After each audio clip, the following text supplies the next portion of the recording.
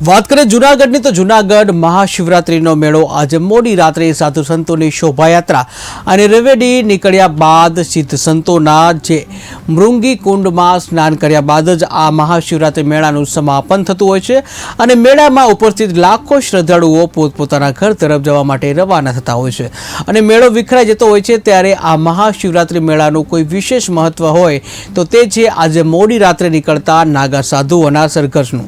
આ સરઘસ દરમિયાન નાગા સાધુઓ દાવપેચ કરતા નીકળતા હોય છે અને તેમાં લાઠી દાવ સહિતના અનેક દાવપેચ રજૂ કરાતા હોય છે અને શોભાયાત્રામાં જે કુંડ તરફ આગળ વધતી હોય છે ત્યારે આ દિવ્ય દ્રશ્યના જે દર્શન કરવા અને તેની એક ઝલક જોવા માટે લોકો કલાકોની તપસ્યા કરતા હોય છે।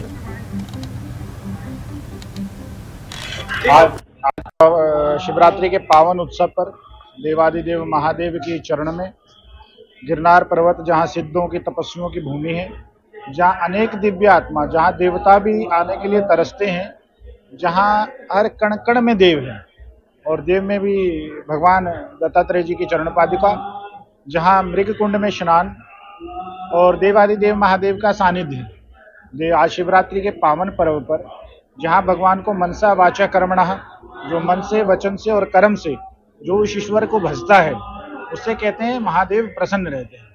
महादेव जो हैं वो दयालु देवता हैं, तो इसलिए कहा गया है देवो भूत्वा देवम यजेत।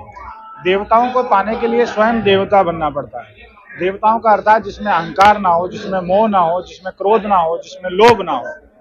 और देवादिदेव महादेव तो बहुत जल्दी प्रसन्न होने वाले देवता हैं।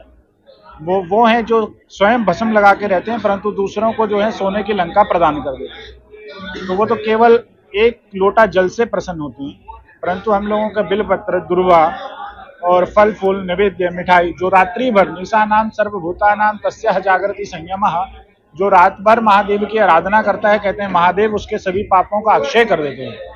और ये गिरनार पर्वत का क्षेत्र, जहाँ आपको अगर और कुछ करने को ना मिले तो वहाँ सुमिरन करें, वहाँ जप करें, वहाँ मन ही मन कोई मंत्र का पाठ करें। कहते हैं आज हमारा पूरा विश्व, आज हमारा भारत को पूरी विश्व देख रहा है, तो आज हमारा भारत अध्यात्म का जो है पूरे विश्व के लिए केंद्र है। तो यहाँ आकर जो अनुभूति आप कर सकते हैं और आप यहाँ नहीं आ सकते तो आप अपना सुमिरन अपने घर बैठे कीजिए और महादेव का ध्यान करिए, क्योंकि सर्वे भवन्तु सुखिनः सर्वे सन्तु निरामया। जो दूसरों की उदारता के लिए कुछ करता है तो वो स्वयं ही उसको फल प्राप्त हो जाता है। क्या आप अपने चैनल के माध्यम से इस गुजरात के भव्य और दिव्य इस शहर में होने वाले इस शिवरात्रि को अपने चैनल के माध्यम से देश के विभिन्न कोनों में पहुंचा रहे हैं, उसके लिए आपको बहुत बहुत बधाई है। आपकी बात महामंडलेश्वर जूना अखाड़ा हिमालयन योगी हिमालयन पीठाधीश्वर स्वामी वीरेनानंद से हो रही है। अब एक सन्यासी है तो एक पर्टिकुलर जगह से तो नहीं है, लेकिन ये शरीर हमें उत्तराखंड से मिला है। उत्तराखंड देवभूमि है, जहाँ पर बद्रीनाथ, केदारनाथ, गोमुख से लेकर के पूरा ओम पर्वत तक वहीं पर विद्यमान है। उस जगह से मैं आया हुआ हूँ और प्रतिवर्ष यहाँ पर आता हूँ। और पूरे भारतवर्ष में जो शिवरात्रि होती है, उस शिवरात्रियों में गुजरात का जो शिवरात्रि यहाँ पर हो रही है भावनाथ में, वो एक अद्भुत है। इसके पीछे एक ही कारण है कि जितने भी हमारे ऋषि मुनि संत हुए हैं गिरनार पर्वत में, दत्त महाराज की कृपा से बड़े बड़े संतों ने यहाँ पर तपस्या की।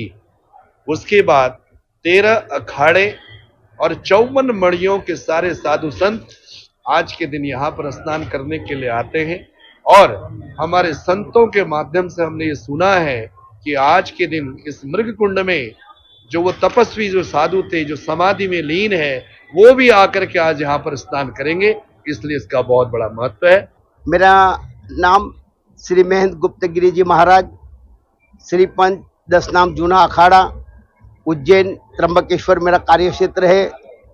मैं गुजरात का रहने वाला था भूतकाल में, अभी इसलिए 35 साल से मैं गुजरात से बाहर अखाड़े की सेवा में हूँ।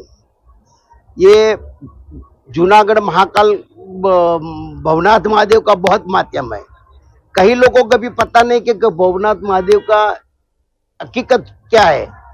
पहले के जमाने में जो शंकर भगवान भोलेनाथ कैलाश से निकलकर यहाँ वत्र पशेवर क्षेत्र यानी कि रैयत पर्वत गिना जाता था।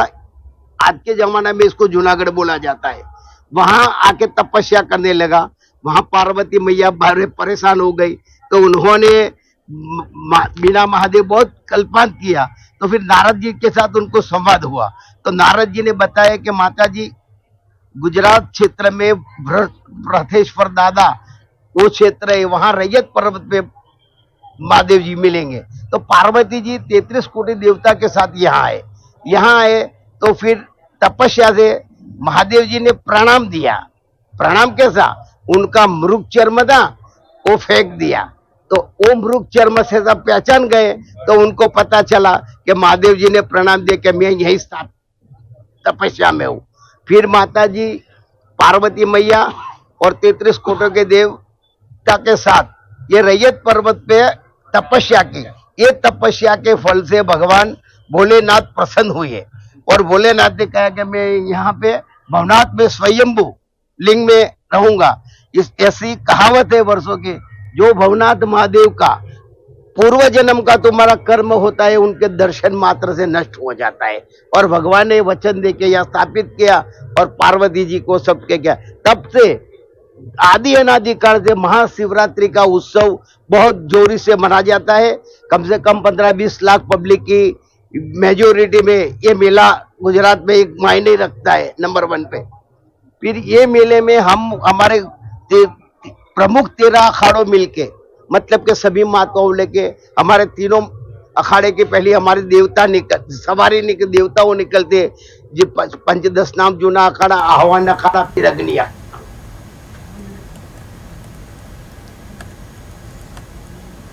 अखाड़ा परिषद के मुख्य संरक्षक श्री हरिगिरी जी महाराज, जिनके महंता ही है भवनाथ महादेव की। और गुरुजी आएंगे और गुरुजी रात को 9 बजे यहाँ से जलाभिषेक करके आरती पूजन करेंगे। फिर हमारे देवताओं को हमें दत्त मंदिर से वहां से आरती पूजन करके रवेड़ी का प्रारंभ होगा। जो सरकार ने जो नियुक्त समय प्रमाणे रवेड़ी का टाइम